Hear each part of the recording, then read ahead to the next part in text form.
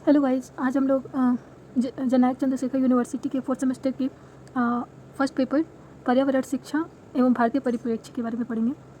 इसमें हमारा first chapter जो है पर्यावरण है, इन्वायरमेंट। तो इसमें हम सबसे पहले प्रस्तावना देखेंगे, इंट्रोडक्शन, कि पर्यावरण का आखिर परिचय कैसे करेंगे हम। तो देखते हैं आगे। मानव एक सामाजिक प्राणी है, समाज ही उसका घर है। उसी परिवेश में वह बड़ा होता है और उसी के अनुरूप गतियाँ करता है। सामाजिक परिवेश उसकी आदतें, व्यवहार, क्रियाकर्म आदि का निर्माण कर उसे समाज में रहने लायक बनाता है। लेकिन यह सामाजिक परिवेश चारों ओर से घिरा रहता है। चूँकि हमारा जो सामाजिक परिवेश है, एक बच्चा जो है एक समाज में रहता है, और जो सामाजिक परिवेश है वो चारों तरफ से घिरा रहता है। किन चीज़ों से घिरा रहता है? तो पानी, हवा, मिट्टियाँ, धरातल, पर्वत, नदियाँ, मैदान आदि से। इस प्रकार मानव दो प्रमुख शक्तियों के अंतर्गत कार्य करता है, पहली प्राकृतिक तथा दूसरी सामाजिक परिवेश की। अर्थात किसी भी बालक पर या फिर किसी भी जो व्यक्ति है उस पर दो तरह की शक्ति क्या करती है, कार्य करती है। पहली है जो प्राकृतिक है और दूसरी सामाजिक। यही मानव एवं पर्यावरण अध्ययन की आधारभूत पृष्ठभूमि है। जो प्राकृतिक है और जो सामाजिक परिवेश है, ये दोनों जो है मानव एवं पर्यावरण अध्ययन की क्या है, आधारभूत पृष्ठभूमि है। इस प्रकार मानव एवं पर्यावरण अध्ययन मूल रूप से प्रकृति, नेचर एवं मानव के बीच के संबंधों का अध्ययन है। पर्यावरण का जन सामान्य अभिप्राय उस वातावरण से है जो हमारे चारों ओर फैला हुआ है। मतलब नॉर्मली हम हमारे चारों तरफ जो वातावरण फैला हुआ है उसी को हम पर्यावरण के नाम से संबोधित करते हैं। आगे, पर्यावरण का जन सामान्य अभिप्राय उस वातावरण से है जो हमारे चारों ओर फैला हुआ है। यह चारों ओर का वातावरण प्राकृतिक दशाओं का एक मिला जुला रूप है जो धरातल, जलवायु, मिट्टियाँ, हवा एवं पानी से निर्मित है। इन सभी तथ्यों का प्रभाव मानव की समस्त गतियों पर ही नहीं वरन पशु पक्षी, पेड़ पौधों पर भी देखा जाता है। इस प्रकार ये सभी प्रकृति प्रदत्त शक्तियाँ प्राकृतिक वातावरण या पर्यावरण को बनाती हैं। शिक्षा की प्रक्रिया का मुख्य उद्देश्य बालक के व्यक्तित्व का विकास करना है। इसलिए शिक्षा का मुख्य कार्य किसी शिक्षा संस्थाओं में, अर्थात जो शिक्षा है उसका मुख्य कार्य है कि शिक्षा संस्थाओं में समुचित वातावरण उत्पन्न करे। शारीरिक, मानसिक, सामाजिक, सांस्कृतिक तथा भावात्मक विकास के लिए अपेक्षित वातावरण की आवश्यकता होती है। इसलिए इस अध्याय में वातावरण के अर्थ, स्वरूप तथा प्रक्रियाओं का वर्णन किया गया है। चूँकि हमें एक शिक्षक के रूप में, शिक्षक एज ए टीचर हमें ये पर्यावरण का अध्ययन, जो पर्यावरणीय शिक्षा है, इसका भारतीय परिप्रेक्ष्य में अध्ययन करना है। तो इसलिए हमें यह पढ़ाया जा रहा है ताकि हम पहले से ही बच्चों की जो नींव है वहीं से उन्हें पर्यावरण की शिक्षा दे, ताकि वो जागरूक रहें कि हमें अपने पर्यावरण के प्रति कैसा व्यवहार करना है। क्योंकि हाल ही में रिपोर्ट आई थी, उसमें हमारा पर्यावरण इंडेक्स जो आया था, एनवायरमेंट इंडेक्स, उसमें इंडिया की रैंक 180 आउट ऑफ 180 थी। मतलब सबसे लास्ट पायदान पर हमारा देश था। चूँकि जनसंख्या हमारे देश की काफ़ी अधिक है, ये सबको पता है, फिर भी हमें पर्यावरण को सुरक्षित और साफ़ सुथरा तो रखना ही पड़ेगा, स्वच्छता रखनी पड़ेगी। तो इसके लिए हमें स्टार्टिंग, मतलब प्राथमिक स्तर से ही बालक को इसके प्रति जागरूक करना होगा। इसीलिए ये बीएड के फोर्थ सेमेस्टर में इस सब्जेक्ट को रखा गया था कि बच्चों को हम स्टार्टिंग से ही पर्यावरण के बारे में अध्ययन करा सकें और वो अपने मतलब नेचर के प्रति जागरूक हो सकें। पर्यावरण शब्द का अब हम अर्थ देखेंगे, मीनिंग ऑफ एनवायरनमेंट। पर्यावरण शब्द का अर्थ आसपास या पास पड़ोस, सराउंडिंग से होता है। अतः पर्यावरण शब्द परि प्लस आवरण का मिश्रण है, जिसका अर्थ है कि जो हमें चारों ओर से ढके है वह हमारा पर्यावरण है। अंग्रेजी भाषा में पर्यावरण के लिए एनवायरनमेंट शब्द का प्रयोग होता है। एनवायर शब्द का अर्थ है घेरना या आवृत करना तथा इंसर्किल करना, तथा मेंट का अर्थ है चारों ओर अर्थात अराउंड। अतः एनवायरनमेंट का शाब्दिक अर्थ हुआ चारों ओर से घेरना।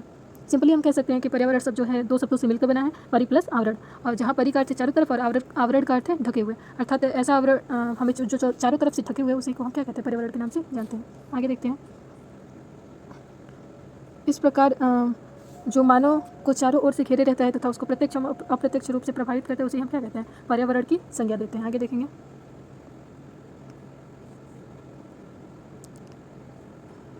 इस प्रकार आसपास या आस पड़ोस के रूप में व्यक्त करने पर पर्यावरण का अर्थ आस पड़ोस की उन विभिन्न दशाओं का योग से लगाया जाता है जो मानव को निश्चित समय में निश्चित स्थान पर घेरे या आवृत्ति करती हैं, इंसर्किल करती हैं, साथ साथ प्रभावित भी करती हैं। वस्तुतः पर्यावरण वह है जो प्राकृतिक, सामाजिक, रासायनिक, जैविक आदि तत्वों के बहु रूपों में मानव को अपनी विभिन्न क्रियाओं के द्वारा प्रभावित करता है, जिसके द्वारा मानव की जीवितता का निर्धारण होता है।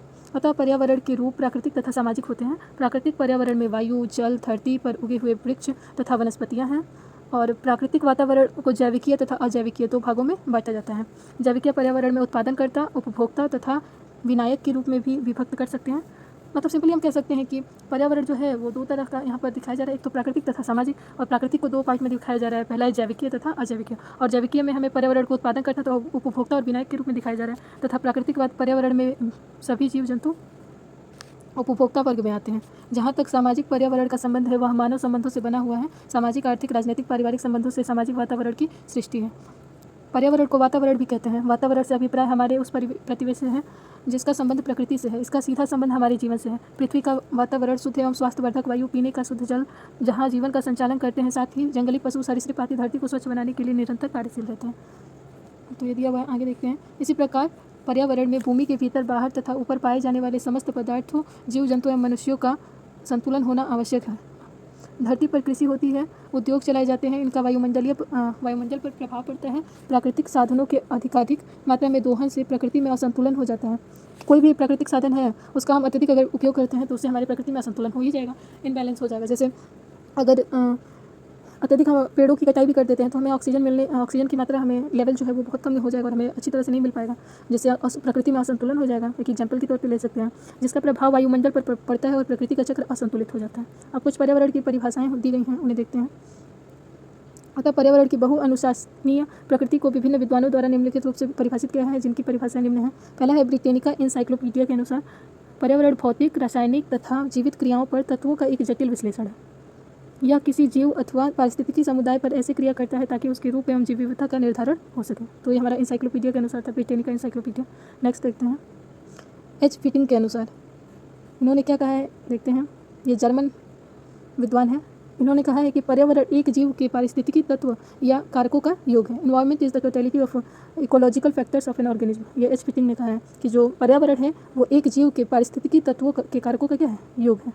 ओके, नेक्स्ट देखते हैं आर.एस. मैकाइवर के मतानुसार, पृथ्वी का धरातल और उसकी सारी प्राकृतिक दशाएं, प्राकृतिक संसाधन, भूमि, जल, पर्वत, मैदान, खनिज पदार्थ, पौधे, पशु तथा संपूर्ण प्राकृतिक शक्तियों जो पृथ्वी पर विद्यमान होकर मानव जीवन को प्रभावित करती हैं, भौगोलिक पर्यावरण के अंतर्गत आती हैं।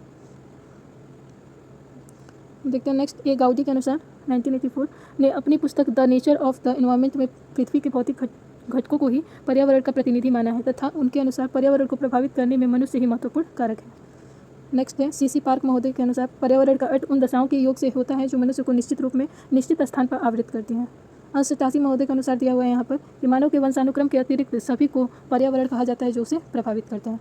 नेक्स्ट है टी.एन. खुसू के अनुसार, पर्यावरण उन समस्त दशाओं का योग है जो जीवधारियों के जीवन और विकास को प्रभावित करता है। इनका अच्छा है, आप लोग लर्न कर सकते हो। टी.एन. खुसू के अनुसार पर्यावरण उन समस्त दशाओं का योग है जो जीवधारियों के जीवन और विकास को प्रभावित करता है। नेक्स्ट है D.H. डेविस के अनुसार, इनका देख लेते हैं क्या कह रहे हैं। मनुष्य के संबंध में पर्यावरण से अभिप्राय भूमि या मानव के चारों ओर फैले उन समस्त भौतिक तत्वों से है जिनमें वह रहता है तथा जिनकी उसकी आदतों एवं क्रियाओं पर प्रभाव पड़ता है। इस प्रकार के तत्वों में भूमि का धरातल, उसके भौतिक एवं प्राकृतिक संसाधन, मिट्टी की प्रकृति, उसका उर्वर या अनुर्वर होना, उसका पूर्ण शुष्क या सिंचित होना, उसकी स्थिति महाद्वीपीय या द्वीपीय, तटीय या आंतरिक, दूसरे स्थानों के संबंध में उसकी जलवायु, वनस्पति, खनिज संपदा, जल और थल का वितरण, पर्वत, मैदान, पौधे एवं सभी प्रकार की सृष्टि संबंधी शक्तियों, गुरुत्वाकर्षण, विद्युत चमक तथा विकिरण संबंध घटनाएं जो पृथ्वी पर घटित होती हैं और जो मानव जीवन को प्रभावित करती हैं सम्मिलित है। इनका थोड़ा सा बड़ा है तो आप लोग देख सकते हैं इसे। नेक्स्ट है E.J. रॉस के अनुसार, इनका अच्छा है, आप लोग लर्न कर सकते हैं। जी है, पर्यावरण एक बाह्य शक्ति है जो मानव को प्रभावित करती है। बस पर्यावरण एक बाह्य शक्ति है जो मानव जीवन को प्रभावित करती है, सिंपली लर्न हो जाएगा। Environment is an external force which affect the organism, E.J. Ross के अनुसार है। एंड द लास्ट है 10 H.M.J. हर्स्कोविट्ज के अनुसार, अमेरिकी भूतत्व वैज्ञानिक है जो कि उनके अनुसार इन्होंने पर्यावरण को डिफाइन किया है। पर्यावरण उन समस्त बाह्य दशाओं एवं प्रभावों का योग होता है जो जीवों के जीवन तथा विकास को प्रभावित करते हैं। इन्होंने वैसे ही दिया जैसे इन्होंने दिया था मानव को प्रभावित करता है, ठीक वैसे यहाँ पर भी दिया हुआ जीवों के जीवन तथा विकास को प्रभावित करता है। तो ये रहा आज का लेक्चर। इसमें हमने आज देखा पर्यावरण शिक्षा और उस पर्यावरण जो है पर्यावरण शिक्षा के अंतर्गत पर्यावरण की जो अर्थ है और जो उसकी परिभाषा है। अगर क्लास अच्छी लगे तो लाइक शेयर सब्सक्राइब कीजिएगा। Thank you so much.